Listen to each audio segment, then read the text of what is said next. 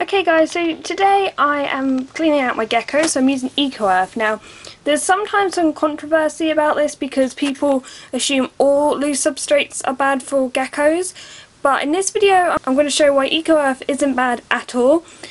I've been using Eco Earth for 8 years now and I've never experienced one problem with my gecko, so that's the first indication that it's good.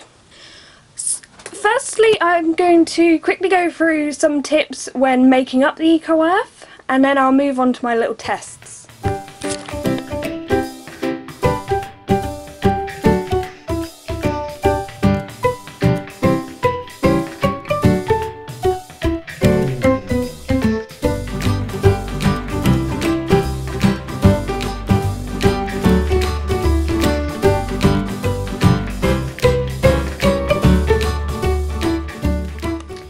Okay, so one of the theories was that it's damp and that's bad for your gecko. Now, if you read on the label, it does say have it like moist for like rainforest animals and dry for desert animals.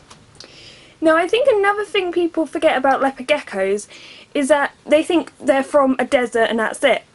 Well, they're actually from quite a rocky place, and there's also grasslands, and this isn't too different. Of course it's not going to be everywhere there's going to be soil, but it's not what you think. It's not a sand sort of desert sort of thing, and obviously sand and wood chippings, things like that, are bad.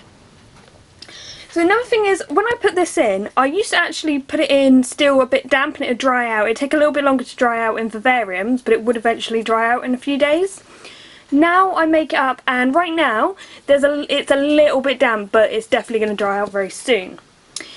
Another thing is, this will be dry in the cold end and the hot end, and when they shed, all you have to do is spray a bit of water, and it works actually so well for helping them shed. Okay, the first test is the eating test. Now, a lot of people just think that when they eat their food, they're going to get loads of this in their mouth and they're going to get impacted. So today I'm going to film Diego.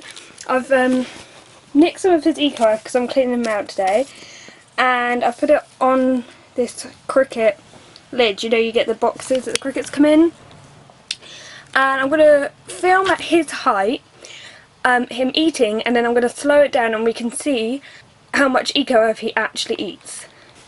Okay, so on a normal day they would eat a cricket. They only have a waxworm on a very odd occasion because it's a treat. But when I tried to do this test of Diego and a cricket, as it's in the daytime, he wasn't bothered with the cricket. He wants to eat it at night. Whereas a waxworm, where it's a sweet, it might make him want to eat it a bit more. So let's see how he goes. And cover all this over.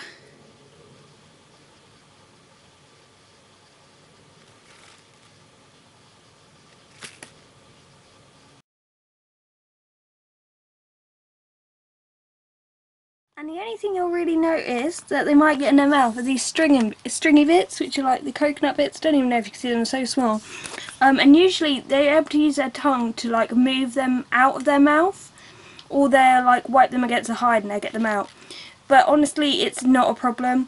What that is there is probably where when he went to get it, the action just sort of moved it away. But as you saw in slow motion, he pretty much got no Eco Earth in his mouth. Another thing I've heard is when they get Eco Earth in their mouth, won't it swell up or expand because Eco Earth expands?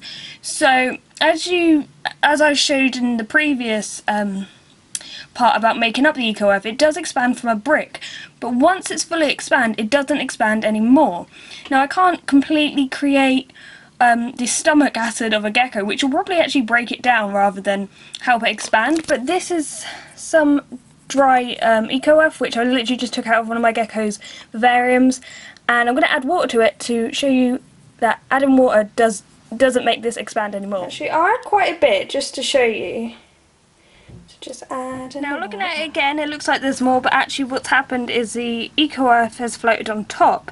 What I'm going to do is there's going to be this water in here, and I'm going to leave it out in the sun, so let it all the water evaporate, and we'll see if there's actually more Eco Earth. One eternity later. There's still water in here, but as you may be able to see, it hasn't actually expanded like people think it does. I found something interesting. If you actually look at it, it's actually broke down to even smaller pieces, which is great because things like sand goes in the water, it doesn't break down anymore.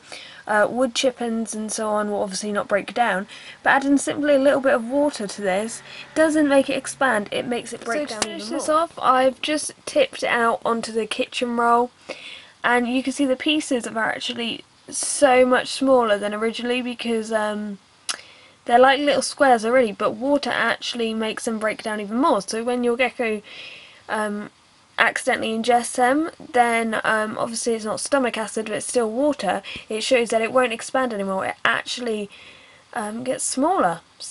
Another thing I've noticed from just people who haven't used EcoEarth, they use like newspaper and stuff, they're complaining about the smell of the leopard gecko, and I've never had this problem. The only time I noticed it was the other day because Minnie actually pooed on one of her hides, and I was like, whoa, what is that smell?